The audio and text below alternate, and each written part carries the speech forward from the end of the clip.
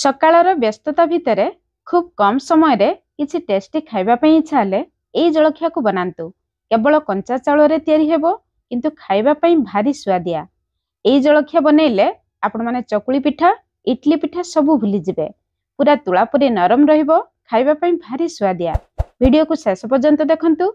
Recipe पसंद आसले please video को लाइक करंतु, निश्चय गोटे शेयर करंतु। चैनल ले नुआ थिले ए जाई सब्सक्राइब करनथिले तळे थिबा ब्लैक कलर सब्सक्राइब बटन रे प्रेस करी चैनल को सब्सक्राइब करंतु। फेसबुक पेज रो वीडियो देखुतले फेसबुक पेज को फॉलो करंतु। जय जगन्नाथ। मो सस्मिता आपण समस्तन को स्वागत करूजी सस्मिता स्टार किचन को। आजिर ए सहज सुआदिया जलखिया बनेबा पई प्रथम हमकु चावल दरकार। ए मेजरिंग कप रे माप करी मु गोटे कप नॉर्मल अरुआ चावल नेची। चावल रो वजन 200 ग्राम रो। आपण माने माप पई घरे जे कोनोसी गिन्ना कप किंबा ग्लास रो व्यवहार करंतु। से गिन्ना कप किंबा ग्लास रे माप करी सब जिंस देबे, रेसिपी पूरा परफेक्ट हबो। मु एठी अरुआ चावल नेची, आपण माने उष्णा चावल रे भी एई पिठा को बनै परिबे। चावल को 2-3 थर भलो भाबरे पानी रे धोई आमे 4 रु 5 घंटा बतुरै नबा। 5 घंटा परे चावल देखंतु भलो भाबरे बतुरी जाईची। आपण माने जदी उष्णा चावल नथुबे 6 रु 7 घंटा बतुरै नेबे। चावल को साइड रे रखिबा। चलंतु चटनी बनेबा। चटनी पई मु अल्प धनिया पत्र नेची, आपण माने अल्प पुदीना पत्र भी मिसई की नै परिबे। अधा इंच रो अदा गोटे कंचा लंका दबा। आपण माने जति की राग खाइबे सही हिसाब रे कंचा लंका देबे। एबे हमें ग्राइंडर जार दे दबा। सेतरे गोटे खास जिंस दबा। गोटे बड़ चामच मिक्सचर दबा। मिक्सचर देई थरे एमिति चटनी बनांतु, देखिबे चटनी रो टेस्ट बहुत बढ़िया आसीबो। अधा छोट चामच भजा जीरा दबा। कंचा जीरा अपेक्षा भजा जीरा रे बहुत बढ़िया बासना आसे। स्वाद अनुसार लुण दबा। मिक्सचर टिके लुणिया लागे, आपण माने लुण ध्यान रखि देबे। खट्टा पई 3 बड़ चामच फ्रेश दही दबा। दही बेसी खट्टा देबे नहीं, चटनी रे टेस्ट भल लागिबो नहीं। आपण दही बदल रे लेंबू रस देई परिबे, नहले तेंतुली भी देई परिबे, किंतु दही दियंतु। चटनी रो टेस्ट टेक्सचर बहुत बढ़िया आसीबो। 2-3 चमच पानी देई चटनी को हमें चिकन भाबरे बाटी आनिबा। एबे चटनी रो कलर आउ टेक्सचर देखंतु, पूरा रेस्टोरेंट स्टाइल चटनी। ए चटनी को आपण माने एमिति रे खाई परिबे। चटनी को एतिकी पानी रखिबे।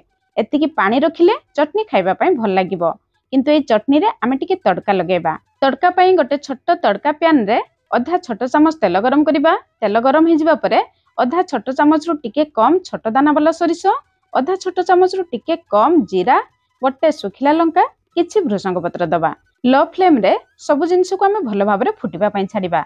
आपण चाहिले ए तड़का रे अल्प हिंगु भी दे परिबे। गरम तड़का को आनी चटनी रे मिसै नबा। एबे हम रेडी हे गला होटल रेस्टोरेंट स्टाइल चटनी। चटनी रो कलर देखंतु केते सुंदर देखा जाउची। चटनी को साइड रे रखिबा।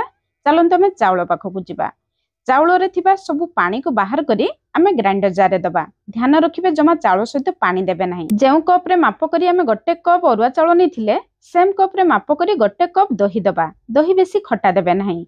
जेहेतु हमें जलखिया को इंस्टेंट बनेबा, अल्प दही देले जलखिया फुलिबो। जलखिया रो टेस्ट भी बहुत बढ़िया आसीबो। जदि आपण माने दही खाउ नथुबे, दही पसंद नथिबो, दही बदल रे उषुम पानी भी दे परिबे, किंतु पानी देले जलखियार टेस्ट अलगा आसीबो। ता सहित केवल 2 चमच पानी दबा। ए मेजरमेंट आपण माने मने रखिबे। जम्मा बेसी पानी देबे नाही। गोटे कप चावल गोटे कप दही 2 चमच पानी देई आमे पिठौ को एमिति बाटी आनिबा। पूरा चिकन भाबरे बाटी आनिबा। एबे ए पिठौ सहित आमे जेउ कप रे माप करी गोटे कप चावल नैथिले सेम कप रे माप करी 1/4 कप रो सुजी दबा। मु एठी पूरा पतला दाना वाला सुजी नेची। आपण जदि मोटा दाना वाला सुजी नउथुबे चावल सहित ग्राइंड करी आनिबे। अल्प सुजी देले जलखिया खाइबा समय पाटी रे लागिबो नाही। जलखिया पूरा स्पंजी रहिबो। जलखियार टेस्ट भी बहुत बढ़िया आसीबो। सुजी को हमें चावल बटा सहित भलो भाबरे मिसै नबा। जेहेतु मु पतला दाना वाला सुजी नैथिली, सुजी को फुलिबा पई केवल 5 मिनिट समय दरकार। पिठौ को आपण माने एतिकी पानी रखिबे, याठारु पानी करिवे नाही। एबे ए पिठौ को हमें 5 मिनिट रेस्ट करिबा पई छाडिबा। 5 मिनिट परे चलंतु पिठौ को चेक करिबा। पिठौ देखंतु बहलिया हे जाईची, तामाने सुजी पिठौ रे भलो भाबरे मिसी जाईची। एबे ए पिठौ को देखि स्वाद अनुसार लुण दबा। अधा छोट चामच कंचा जीरा दबा। कंचा जीरा देले बहुत बढ़िया टेस्ट आसीबो। गोटे कंचा लंका छोट छोट करी काटी के दबा। आपण माने जति की राग खाइबे सेही हिसाब रे कंचा लंका देबे। जदि छोट छुआ खाउथुबे कंचा लंका स्किप करिवे। गोटे इंच रो अदा को हमें कोरी के दबा। कोरी के देबे नहले छेची के देबे। अदा छेचा बा करा देले बहुत बढ़िया बासना, बहुत बढ़िया टेस्ट भी आसीबो। अल्प कटा हेतिबा धनिया पत्र दबा। एबे गोटे छोट चामच हमें तेल दबा। तेल देले जलखिया बहुत समय पर्यंत नरम रहिबो। जलखिया भितर जमा सुखिला हेला परी लागिबो नाही। ସବୁ ଜିନିଷକୁ ଭଲ ଭାବରେ ଗଳେଇ ନବା। ସବୁ ଜିନିଷ ଗଳେଇ ସାରିବା ପରେ ଆମ ପିଠଉର ଫାଇନାଲ କନସିଷ୍ଟେନ୍ସି ଦେଖନ୍ତୁ ଏତିକି ବହଳିଆ ରହିବା ଦରକାର। ଏବେ ପିଠଉକୁ ସାଇଡରେ ରଖିବା। ପିଠା ବନେଇବା ପାଇଁ ବନ୍ଦୋବସ୍ତ କରିବା। ପିଠାକୁ ସିଝେଇବା ପାଇଁ ମୁଁ ଗୋଟେ କଢେଇରେ ପାଣି ନେଇଛି। ଆପଣ ମାନେ ଇଡଲି କୁକରରେ ବି ବନେଇ ପାରିବେ। କଢେଇରେ ଟିକେ ବେଶୀ ପାଣି ନେବେ। ପିଠା ସିଝିବା ପାଇଁ ଟିକେ ଅଧିକ ସମୟ ଲାଗିବ। ଯଦି ଷ୍ଟାଣ୍ଡ ଥିବ ପାଣି ଉପରେ ଷ୍ଟାଣ୍ଡ ରଖିବେ, ନହେଲେ ଗୋଟେ ଗିନା ଏମିତି ରଖିବେ। ଗିନା ଭିତରେ ଅଳ୍ପ ପାଣି ରଖିବେ, ଗିନା ଭାସିବ ନାହିଁ। ତାପରେ କଭର କରି ପାଣିକୁ ଫୁଟିବା ପାଇଁ ଛାଡ଼ିବା। ଜଳଖିଆ ବନେଇବା ପାଇଁ ଏମିତି ଗୋଟେ ଅସାରିଆ ଗହରିଆ ଷ୍ଟିଲ ପ୍ଲେଟ୍ ନେବେ। ପ୍ଲେଟ୍ରେ ଅଳ୍ପ ତେଲ ଦେଇ ଭଲ ଭାବରେ ଗ୍ରିଜ୍ କରିବା। ତେଲ ଦେଇ ଭଲ ଭାବରେ ଗ୍ରିଜ୍ କଲେ ଜଳଖିଆ ବାହାର କରିବା ସମୟରେ ଇଜିଲି ବାହାରି ଆସିବ। ପ୍ଲେଟ୍ ରେଡି ହେଇଗଲା। ଯେହେତୁ ଆମେ ଇନଷ୍ଟାଣ୍ଟ ଜଳଖିଆ ବନେଇବା, ଜଳଖିଆକୁ ଫୁଲିବା ପାଇଁ ଗୋଟେ ଛୋଟ ପାଉଚ୍ ଇନୋ ଫ୍ରୁଟ୍ ସଲ୍ଟ ଦେବା। ଯଦି ଆପଣମାନେ ଇନୋ ଦେବେ ନାହିଁ, ଅଧା ଛୋଟ ଚାମଚ ଖାଇବା ସୋଡ଼ା ବା ମିଠା ସୋଡ଼ା ଦେଇପାରିବେ।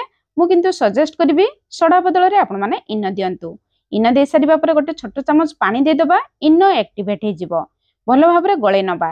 ଇନୋ ଦେଇ ସାରିବା ପରେ ପିଠଉକୁ ବାହାରେ ବେଶୀ ସମୟ ରଖିବେ ନାହିଁ, ନହେଲେ ପିଠା ଫୁଲିବ ନାହିଁ। ସାଙ୍ଗେ ସାଙ୍ଗେ ଆମେ ପ୍ଲେଟ୍ରେ ଦେଇଦେବା। ତାପରେ ଅଳ୍ପ ଲଙ୍କାଗୁଣ୍ଡ ଜିରା ଗୁଣ୍ଡକୁ ମିଶେଇ ପିଠା ଉପରେ ଦେଇଦେବା। ପିଠାର ଉପର ଅଂଶ ଖାଇବା ପାଇଁ ଭଲ ଲାଗିବ, ପିଠା ଦେଖିବା ପାଇଁ ସୁନ୍ଦର ଲାଗିବ। ପ୍ଲେଟ୍ ରେଡି ହେଇଗଲା। ଏପଟେ ଦେଖନ୍ତୁ ପାଣି ବି ଆମର ଭଲ ଭାବରେ ଫୁଟି ଯାଇଛି। ପାଣି ଭଲ ଭାବରେ ଫୁଟିଯିବା ପରେ ଗ୍ୟାସର ଫ୍ଲେମ୍ ଲୋ ରଖି ଧ୍ୟାନର ସହିତ ପିଠାର ପ୍ଲେଟ୍ ରଖିବେ। ପିଠା ପ୍ଲେଟ୍ ରଖି ସାରିବା ପରେ ମିଡିୟମ ଫ୍ଲେମ୍ରେ 15 ମିନିଟ୍ ପର୍ଯ୍ୟନ୍ତ ପିଠାକୁ ସିଝେଇବେ। 15 ମିନିଟ୍ ପରେ ଏଠି ଆମେ ପିଠାକୁ ଚେକ୍ କରିବା। এই ପିଠାକୁ ସିଝେଇବା ପାଇଁ ମିଡିୟମ ଫ୍ଲେମ୍ରେ 12ରୁ 15 ମିନିଟ୍ ସମୟ ଦରକାର ପଡ଼ିବ। କଢ଼େଇର ମୋଟା ଗ୍ୟାସର ଫ୍ଲେମ୍ ଉପରେ 2-3 ମିନିଟ୍ ସମୟ ଏପଟ ସେପଟ ଲାଗିପାରେ। 15 ମିନିଟ୍ ପରେ ପିଠାର ସାଇଜ୍ ଦେଖନ୍ତୁ ଡବଲ ହେଇଯାଇଛି। ମଝିରେ ଫର୍କ ସାହାଯ୍ୟରେ ଚେକ୍ କରିବେ। ଫର୍କ ଦେଖନ୍ତୁ ପୁରା କ୍ଲିନ୍ ଅଛି। ପିଠାର ଚାରିପଟରୁ ବି ଆମେ ଚେକ୍ କରିବା। ଦେଖନ୍ତୁ ଫର୍କରେ ଜମା ବି ଲାଗୁନାହିଁ। ଯଦି ହାଲକା ହାଲକା ଲାଗିବ, ଆଉ 1ରୁ 2 ମିନିଟ୍ ଆପଣମାନେ ପିଠାକୁ ସିଝେଇ ନେବେ। ଏବେ ପିଠାକୁ ବାହାରକୁ ଆଣି ପୁରା ଥଣ୍ଡା ହେବା ପାଇଁ ଛାଡ଼ିବା। ପୁରା ଥଣ୍ଡା ହେଲା ପରେ ଆମେ ପିଠାକୁ କାଟିବା। ପିଠା ଗରମ ଥିବା ଅବସ୍ଥାରେ କାଟିବେ ନାହିଁ, ପିଠା ପ୍ଲେଟ୍ରୁ ଭଲ ଭାବରେ ବାହାରିବ ନାହିଁ। ଛୁରୀରେ ଅଳ୍ପ ତେଲ ଲଗେଇ ପ୍ରଥମେ ଆମେ ସାଇଡ୍ରୁ କାଟି ନେବା। ତାପରେ ଦେଖନ୍ତୁ ଯେମିତି ମୁଁ କାଟି ନେଲି, ଆପଣ ଚାହିଁଲେ ଏମିତି ସ୍କୋୟାର ପିସେସ୍ରେ କାଟି ନେଇପାରିବେ, ନହେଲେ ଡାଇମଣ୍ଡ ପିସେସ୍ରେ, ନହେଲେ ଟ୍ରାଙ୍ଗେଲ ପିସେସ୍ରେ ବି କାଟି ନେଇପାରିବେ। ପ୍ଲେଟ୍ର ଚାରିପଟରୁ ବି ଛୁରୀରେ ଆପଣମାନେ ବାହାର କରିନେବେ, କାଟିବା ପାଇଁ ସୁବିଧା ହେବ। କାଟିବା ସମୟରେ ଏଠି ଦେଖିକି ଆପଣମାନେ ଜାଣିପାରୁଥିବେ ଏଇ ପିଠା କେତେ ନରମ ହେଇଛି ବୋଲି। ଗୋଟେ ପିସ୍ ବାହାରକୁ ଆଣି ଦେଖଉଛି। ଦେଖନ୍ତୁ ପିଠା ବହୁତ ଇଜିଲି ପ୍ଲେଟ୍ରୁ ବାହାରି ଆସିଲା। ପିଠା ପୁରା ନରମ ହେଇଛି। ପ୍ଲେଟ୍ରେ ଦେଖନ୍ତୁ ପିଠା ଜମା ବି ଲାଗିନାହିଁ। ସବୁ ପିଠାକୁ ଆମେ ବାହାର କରିନେବା। ଦେଖିବେ ପ୍ଲେଟ୍ ପୁରା କ୍ଲିନ୍ ହେଇଯିବ। ଆପଣ ଚାହିଁଲେ ଏମିତି ଏଇ ପିଠାକୁ ଖାଇପାରିବେ, ନହେଲେ ଏଇ ପିଠାରେ ଆମେ ଟିକେ ତଡ଼କା ଲଗେଇବା। ତଡ଼କା ଲଗେଇଲେ ପିଠାର ଟେଷ୍ଟ ଆହୁରି ବଢ଼ିଯିବ।